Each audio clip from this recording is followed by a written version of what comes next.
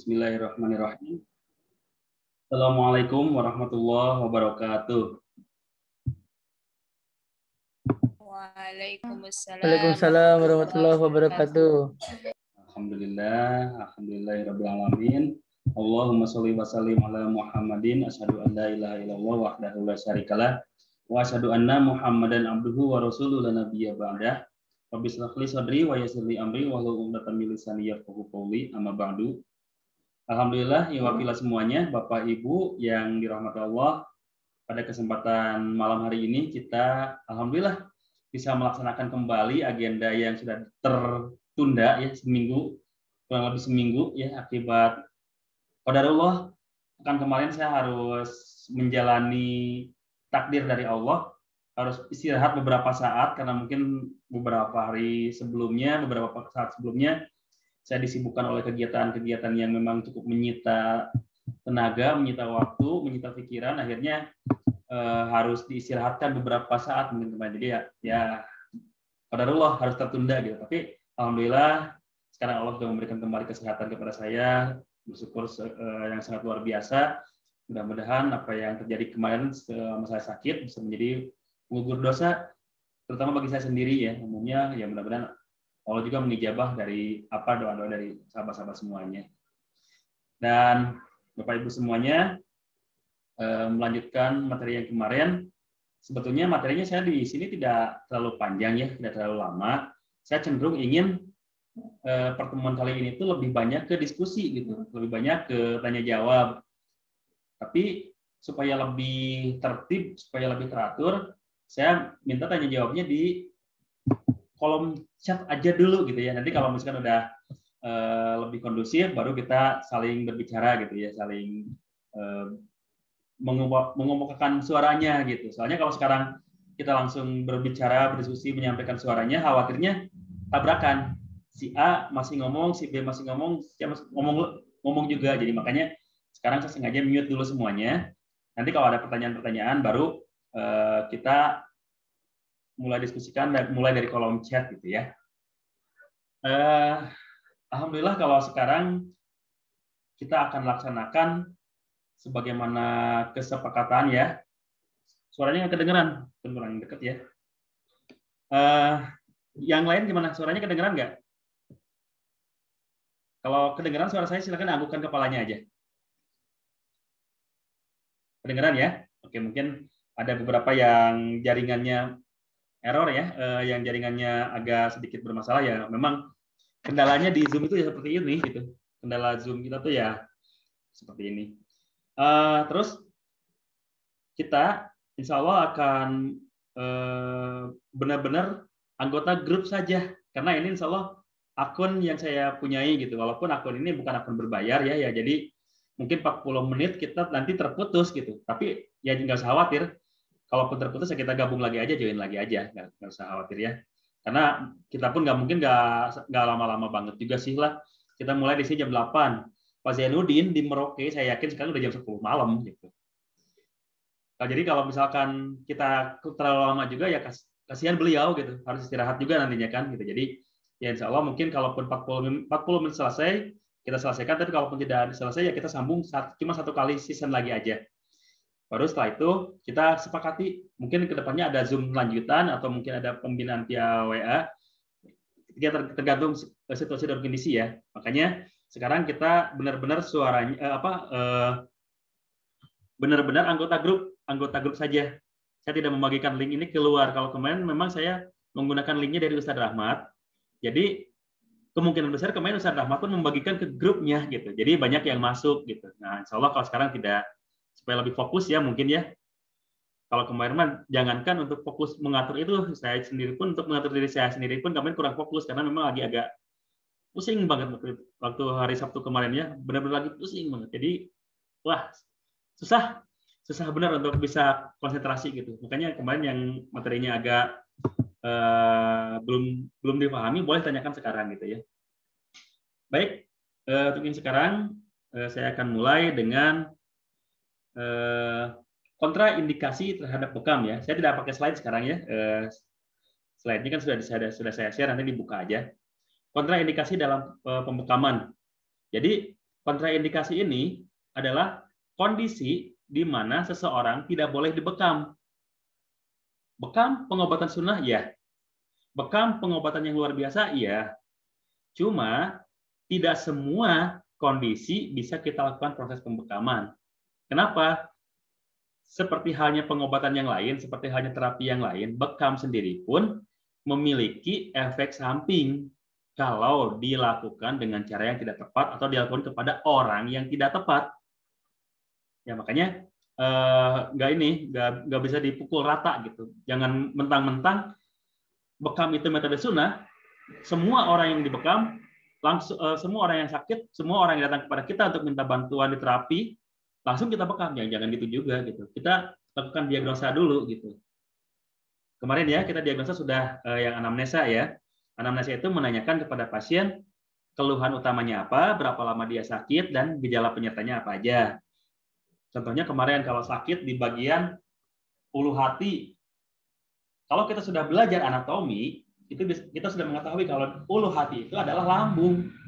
Nah makanya biasanya kita nih sebagai seorang terapis sebelum melakukan proses pembekaman menanyakan dulu ke pasien, Pak, Bu, maaf keluhannya apa?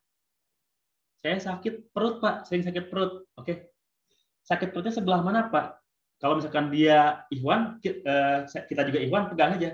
Sakit perutnya sebelah sini, Pak, sambil pegang. Iya, kalau dipegang itu agak sakit. Oke, kita langsung ambil kesimpulan. Oh, kalau dipegang di area ulu hatinya, ya, berarti itu kita simpulkan bahwa beliau itu sakitnya di lambung. Ya, sakitnya di lambung. Makanya kita langsung tanyakan, Bapak, ada gejala-gejala seperti mual nggak? Biasanya ada jawabannya. Bapak, ada keluhan-keluhan seperti sering kembung nggak perutnya? Biasanya ada. Nah, kalau udah seperti itu, kita udah langsung bisa punya kesimpulan nih. Oh, ternyata Bapak ini punya masalah pada lambungnya. Baru kita lakukan proses pembekaman untuk titik lambung di sebelah mana. Nah, nanti insya Allah ini yang akan kita bahas ini. Pembekaman untuk titik-titik organ yang tepat. Supaya tidak sembarangan. Nah, kenapa saya bahas dulu kontraindikasi? Soalnya jangan mentang-mentang, oh si Anu sakitnya lambung. Ya sudah, kita bekam titik lambungnya. Tapi kita tidak melihat kondisi yang lain. Nah, khawatirnya kalau kita melakukan itu, malah menambah parah penyakit orang tersebut. Contoh kayak yang kemarin saya ungkapkan ya, ada bapak-bapak usianya sekitar 70 tahunan, 60-70 tahun lah gitu ya. Beliau tensinya biasa tensinya itu sekitar 120-130. Cuma pada saat akan dibekam, beliau mengalami pusing, sakit kepala bagian belakang. Ya. Ini adalah indikasi bahwa beliau itu lagi naik tensinya. Lagi mengalami hipertensi. Nah, makanya kemarin waktu di grup saya anjurkan semuanya punya tensimeter, itu minimal untuk mengukur tensi darah seseorang, karena itu vital gitu. Itu vital, bisa mengukur tensi darah seseorang itu bagi seorang pembekam itu vital. Nah, Mali, tadi si Bapak 120, biasanya 120 ya tensinya tuh ya. Pas begitu datang agak pusing, begitu ditensi oleh terapisnya. Wah, Bapak saya kan 170. Itu yang disebut hipertensi maligna. Ya. Jadi biasanya beliau tuh nggak pernah sampai segitu gitu. Paling kalau biasanya 120, 130 ya maksimal 140 gitu. Udah nggak kuat, udah pasti bakal pusing. Cuma kalau sampai 170 berarti itu disebut hipertensi maligna, hipertensi yang seketika terjadinya. Ya. Jadi jangan sampai karena dibekam bisa menurunkan tensi darah. Jangan sampai berpikir seperti itu. Terus tiba-tiba orang yang hipertensi maligna kita bekam. Nah, ini jangan. Ya. Yang hipertensi maligna itu hipertensinya terjadi sekaligus, seketika. Biasanya 120, 130, ini 170. Nah, itu jangan dibekam dulu. Karena apa? Pasca proses pembekaman, ini kita harus ketahui dulu ya. Pasca proses pembekaman, tensi darah seseorang itu akan naik terlebih dahulu, memicu jantung, supaya memberikan instruksi kepada sumsum tulang belakang memproduksi darah baru. Ya. Jadi jantung itu dipompanya lebih cepat lagi untuk membentuk darah baru si sumsum tulang belakangnya. Nah, itulah kenapa orang yang tensinya tiba-tiba tinggi jangan langsung dibekam, tapi turunkan dulu supaya pas begitu dibekam tidak langsung, pasca bekam tidak langsung naik lagi gitu. Itu yang bahaya. Kalau terjadi seperti itu, biasanya pecah pembuluh darahnya. Bayangkan orang yang tensinya sedang tinggi, dipompa lagi darahnya, ya udah bisa langsung pecah gitu. Ya, makanya yang pertama itu kontraindikasi dalam bekam itu adalah orang yang memiliki hipertensi maligna. Hipertensi yang seketika, naik darah tinggi yang seketika, itu jangan langsung dilakukan proses pembekaman. Terus gimana kalau misalkan orang tersebut pengen dibekam? Oke, ada triknya supaya orang tersebut bisa dibekam. Tapi tidak saat itu, tidak langsung saat itu. Kita kasih dulu beberapa treatment. Pertama, kita kasih madu supaya rileks. Karena biasanya kenapa dia orang bisa hipertensinya bisa langsung tiba-tiba tinggi? Biasanya dia stres. Ya, mungkin stres karena baru akan dibekam sehingga takut dibekam seperti apa, atau mungkin stres dari yang lain, mungkin di rumahnya seperti apa kurang tahu juga gitu kan. Cuma kalau misalkan tadi ya dia hipertensi maligna terus pengen dibekam, kita kasih treatment dulu. Bisa pertama kita kasih madu supaya rileks. Silakan Pak, minum dulu madu hangatnya. Nah, baru setelah minum madu hangat mungkin habis 1 gelas kita tensi lagi. Oh udah mulai turun nih. Baru kalau udah mulai turun kita lakukan proses pembekaman. Atau kalau misalkan masih belum turun, kita lukai ujung-ujung jari, tangan dan kaki ya, tangan dua-duanya, kaki dua-duanya, lukai di sini, pakai lancet aja, ya, pakai lancet, tes, lukai sampai keluar darah sedikit aja, keluarin darahnya. Kenapa dilukai di ujung-ujung ini bisa menurunkan tensi darah? Karena arus balik dari darah itu adalah di ujung-ujung jari. Jadi kalau ini dilukai sedikit, arus jaringan itu nggak terlalu kenceng, jadi stabil. Ya, makanya kalau misalkan udah dikasih madu belum turun juga, lukai aja ujung jarinya pakai lancet sedikit-sedikit aja sih, supaya keluar darahnya tetes aja masing-masing. Keluarin, insya Allah itu akan nanti stabil lagi tensi darahnya. Ya, itu ya. Yang pertama, orang yang hipertensi maligna itu jangan langsung dibekam. Yang kedua, kontraindikasi dalam pembekaman yaitu orang yang memiliki diabetes mellitus. Ada diabetes kering, ada diabetes basah. Sebetulnya diabetes kering, diabetes basah itu bukan ukuran ya. Tidak menjadikan ukuran bahwa orang tersebut punya diabetes kering, jadi boleh dibekam walaupun kadar gulanya sampai 500, enggak. Ya. Harus benar-benar dicek itu ya, kadar gulanya berapa. Soalnya kalau memang udah 500 walaupun disebut diabetes kering, ya itu bahaya juga. Karena ukuran itu ya, ukuran glukosa di dalam darah itu semakin tinggi kadar gulanya, otomatis massa jenis darahnya semakin berat.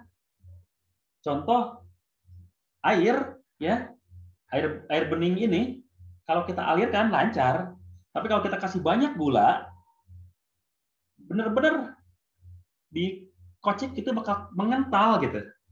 Ya. Kalau bahasa apa ya, bahasa Indonesia lengket gitu. Jadi lengket gitu. Nah, semakin lengket darah seseorang, semakin lama alirannya, sirkulasinya. Dan yang bisa menyebabkan lengket itu kan kadar gula. Jadi kalau semakin lama aliran darahnya, otomatis kalau terluka akan lama sembuh. Jadi walaupun misalkan 500 dia sebut diabetes kering, nggak boleh dibekam dulu. Kalau 300 bolehlah, aman, masih aman kalau 300 ya. Soalnya masih tidak terlalu lengket, tidak terlalu berat volume darahnya, massa jenis darahnya. Tapi kalau udah lebih dari 500, khawatir malah kita menimbulkan gangren, perlukaan pada orang tersebut gitu ya. Sudah 2 ya. Yang pertama yang hipertensi maligna, yang kedua yang memiliki kadar gula terlalu tinggi. Ya. di atas 500 itu sebaiknya jangan dibekam dulu. Yang ketiga, orang yang baru selesai makan itu jangan langsung dibekam. Ya. Berapa lama? Biasanya sebelum 1 jam jangan dulu dibekam. Ya. Kalau masih 1 jam jangan dulu, kurang dari 1 jam jangan dulu dibekam. Kenapa? Seperti tadi, proses pembentukan darah baru itu membutuhkan energi. Proses pencernaan pun membutuhkan energi. Jadi kalau kita setelah membekam itu, pasti energi kita cukup besar untuk memproduksi darah baru. Dan terbagi dengan kita mencerna makanan. Jadi ada 2 kemungkinan kalau orang baru makan langsung dibekam. Yang pertama, pencernaannya tidak maksimal karena energinya terbagi 2. Yang kedua, proses pembentukan darah barunya tidak maksimal karena terbagi dengan pencernaan. Ya, kalau misalkan terbagi dengan pencernaan, proses pembentukan darah barunya kemungkinan besar pada saat setelah dibekam dia muntah karena tidak maksimal proses pencernaannya. Ya. Jadi usahakan kalau 1 jam pembekaman itu minimal 1 jam setelah makan. Jadi kondisi pencernaannya tidak terlalu lapar dan tidak terlalu kenyang. Terlalu lapar juga jangan, soalnya nanti lemas. Ya, udah mau kita lemas karena kurang energi kita dipakai lagi untuk membentuk darah baru ya lebih lemas lagi gitu. Ya, jadi jangan langsung dibekam gitu. Kalau misalkan dia lagi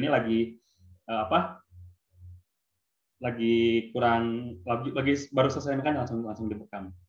Nah, 3 tuh ya. Terus yang berikutnya ibu yang baru melahirkan, yang masih menyusui. Ya. Ibu-ibu yang baru menyusui. Jadi sebelumnya menyusui pasti ke head dulu ya. Ibu-ibu yang masih head banyak-banyaknya. Itu mungkin biasanya antara 1 hari, 2 hari, 3 hari itu sebenarnya jangan dibekam dulu. Ya. Yang dibekam dulu. Ya alasannya apa mungkin sudah tahu lah ya.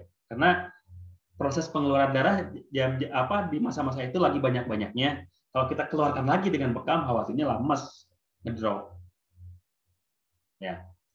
Terus yang berikutnya tadi ibu-ibu yang baru selesai melahirkan. Setidaknya di masa nifas jangan dulu dibekam.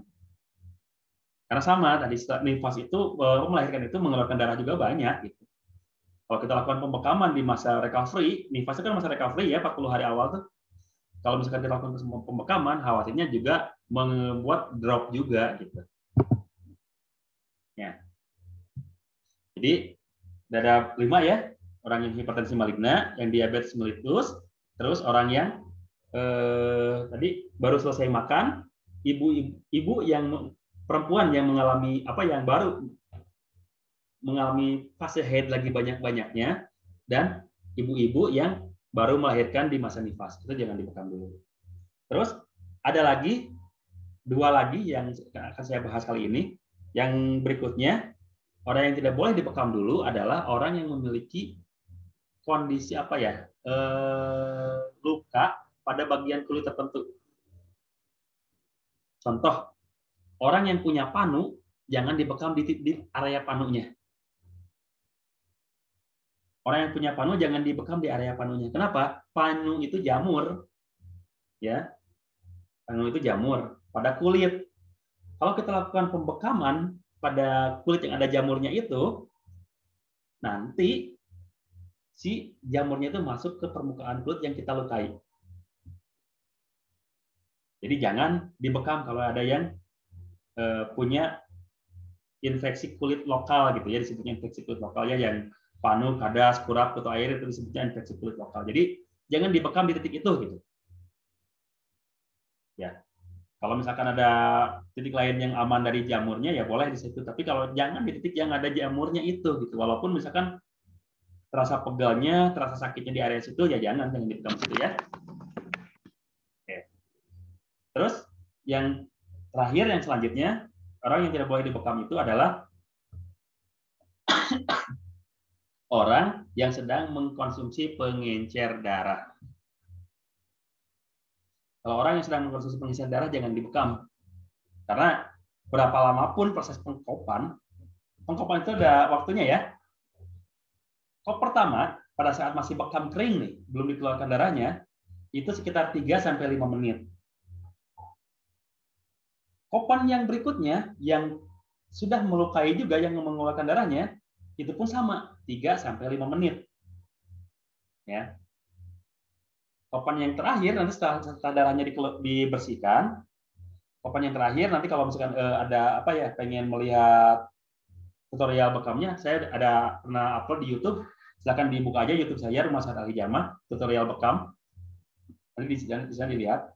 Di kopan yang ketiga, yang apa namanya, yang proses mengeluarkan plasmanya, itu pun 3 sampai 5 menit. Jadi 3 kali 5 menit, 15 menit, satu pembekaman beres. Satu pembekaman beres ya, 15 menit. Maksimal dengan pijatan, dengan ini 20 sampai 25 menit beres. Atau misalkan kalau misalkan pijatannya agak lama, 30 menit beres untuk satu orang pasien gitu ya. Nah, kalau yang maaf, yang mengkonsumsi pengencer darah, walaupun udah lebih dari 5 menit, itu di kop, ya, darahnya yang keluar lukanya, itu nggak bakal mengental darahnya, terus aja keluar bocor. Lama-lama bisa kehabisan darah. Ya, jadi kalaupun misalkan nanti kita membekamnya lebih dari 5 menit, kalau dia punya lagi mengkonsumsi pengencer darah, nggak bakal mengental darahnya. Ya. Kecuali kalau dia mengkonsumsi pengencer darah alami. Apa pengencer darah alami? Bawang putih, garlic, ya, itu pengencer darah alami. Ya, itu ya, kontraindikasi terhadap bekam. Jadi beberapa kondisi yang tidak boleh dibekam. Yang pertama, orang yang hipertensi maligna. Yang kedua, diabetes mellitus. Yang ketiga, yang baru selesai makan. Yang keempat, wanita haid yang lagi banyak-banyaknya. Yang kelima, ibu hamil di fase nifas. Yang keenam, orang yang memiliki infeksi lokal kulit. Yang ketujuh, orang yang sedang mengkonsumsi pengencer darah. Itu jangan dilakukan pembekaman. Terus bagian-bagian mana saja yang tidak boleh dibekam? Nah, ini juga sering menjadi sering menjadi perdebatan di antara beberapa terapis, apalagi ada beberapa komunitas juga yang memperdebatkan ini. Kata komunitas ini di sini boleh, komunitas ini di sini nggak boleh, di sini boleh, di sini nggak boleh. Ada beberapa memang yang menjadi patokan utama kenapa titik-titik yang tidak boleh dilakukan pembekaman. Yang pertama, lubang-lubang alami tubuh itu jelas nggak boleh dilakukan pembekaman. Apa lubang alami tubuh? Ya jelas, mulut, hidung, mata, telinga. Maaf, lubang-lubang kemaluan itu nggak boleh dibekam. Ya, karena nggak bisa. Ya, nggak mungkin bisa dibekam kalau lubang-lubang alami tubuh gitu ya. Itu yang pertama, makanya lubang alami tubuh nggak boleh dilakukan proses pembekaman.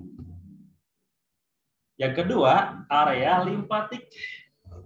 Nah, limpatik itu apa? Limpatik itu kalau dalam pertandingan sepak bola mungkin bisa disebut area pertahanannya. Ya. Back-nya. Ya. Di sini area limpatik itu adanya di leher bagian depan, ya. Leher bagian depan, di ketiak, ya. Di selangkangan. Itu area limpatik. Itu area-area yang merupakan titik pertahanan tubuh. Makanya kalau ada zat-zat makanan yang tidak diterima oleh tubuh, area-area ini biasanya bereaksi. Area ini biasanya suka menimbulkan bentol-bentol kecil gitu, ya. Atau disebut juga kelenjar. Nah, kelenjar itu bagian dari tubuh sedang melawan zat yang tidak diterima oleh tubuh gitu.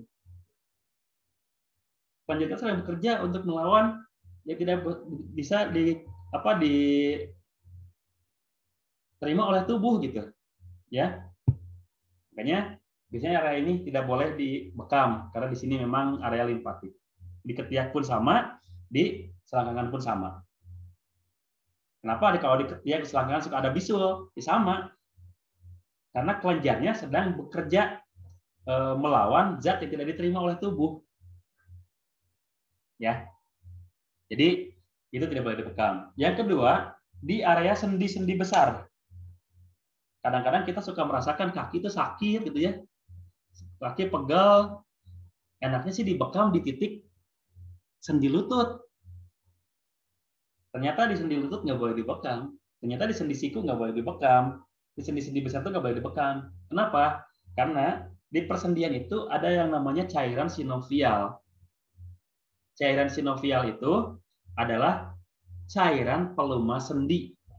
Kalau kita lakukan proses pembekaman di situ, ya, kemungkinan cairan pelumas sendinya terambil. Nah, kalau sudah terambil, nanti khawatirnya sendi kita nggak bisa digerakkan. Ya, jadi seperti itu ya, supaya kita hati-hati dalam melakukan proses pembekaman. Karena ada beberapa ternyata titik-titik yang nggak boleh dibekam. Tadi ya, area limfatik, terus sendi-sendi itu nggak boleh dibekam. Telapak kaki gimana? Telapak kaki sampai saat ini saya tidak merekomendasikan. Saya tidak merekomendasikan pembekaman di telapak kaki. Karena apa? Telapak kaki itu bagian paling kotor di tubuh kita. Kalau kita lakukan pembekaman di situ, khawatirnya banyak bakteri yang masuk, banyak kuman yang masuk, malah menimbulkan infeksi. Ya, itu ya beberapa area yang tidak boleh dilakukan proses pembekaman. Jadi kembali, proses pembekaman itu memang jaya, pembekaman itu memang luar biasa, tapi kita pun harus melakukannya dengan ilmu, tidak bisa sembarangan. Baik, waktunya tinggal 7 menit 35 detik. Nanti kalau udah ini mati, masuk lagi dengan link yang sama ya. Masuk dengan link yang sama insya Allah kita akan mulai lagi. Selama 7 menit ini saya akan menjawab pertanyaan-pertanyaan yang sudah yang sudah masuk ya dari beberapa. Oke. Berapa lama umumnya hipertensi maligna setelah minum madu turun? Terus diabetes apa? Diabetes mellitus ya. Hipertensi maligna turun setelah minum madu biasanya sekitar 1 jam. Biasanya turun biasanya. Setelah 1 jam biasanya turun. Ya. Diabetes mellitus itu ya kadar gula yang berlebih ya, kadar gula berlebih di dalam tubuh kita. Terus pertanyaan selanjutnya, apakah ada bahaya signifikan jika dibekam setelah makan? Jika dibekam sebelum makan gimana? Lebih bagus dibekam itu sebelum makan. Bahkan lebih bagus lagi kalau dibekam itu sambil saum. Dengan catatan kondisinya tidak terlalu lapar, tidak terlalu lemas. Ya. Jadi boleh kalau misalkan membekam lagi dalam kondisi saum itu bagus. Kalau setelah makan tadi ya, khawatirnya tadi mencerna makanan itu menggunakan energi, membentuk darah baru pun menggunakan energi. Dua-duanya energi kita pakai. Nah, kalau kita dua-duanya pakai sementara tidak maksimal, khawatirnya nanti ada pembentukan darah barunya tidak maksimal atau mungkin pencernaannya tidak maksimal. Beda kalau kita istirahatkan dulu pencernaan, maka otomatis kita proses detoksifikasi ini akan lebih maksimal. Detoksifikasi itu pengeluaran kotoran ya, pengeluaran racun itu akan lebih maksimal.